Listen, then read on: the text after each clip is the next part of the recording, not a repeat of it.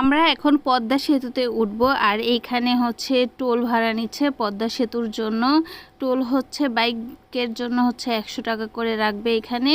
তো এখন finally look দেখার অপেক্ষায় আছি, পদ্মা সেতুটা কেমন লাগে দেখব। আমি অনেকবার দেখেছি, কিন্তু আমার টুনটু বুড়ি এখানে আসলে বলে যে আম্মু দেখো কি বিশাল বড় নদী।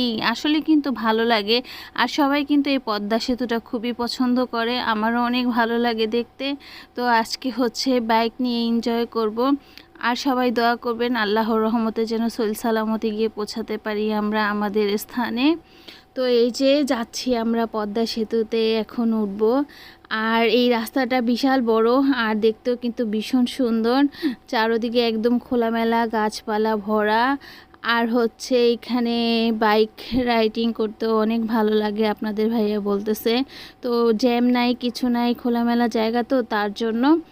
এখন হচ্ছে একটা কথা বলি আপনাদেরকে, সবাই কিন্তু ধীরে সুস্থে পথ চলাচল করবেন। আর সময়ের চাইতে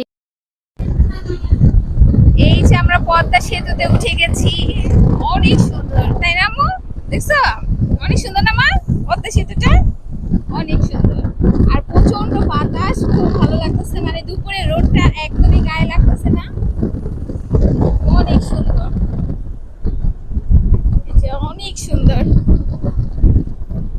নদীটা, কি বিশাল বড় তাই না?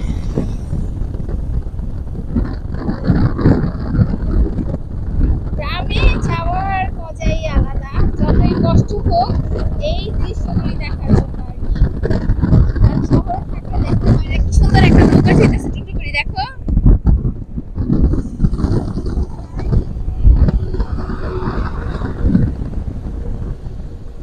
আমাদের স্বপ্নের সেতু পদ্মা সেতু, স্বপ্নের দেশ আমাদের সুন্দর এই বাংলাদেশ, সুন্দর আমাদের বাংলাদেশটা।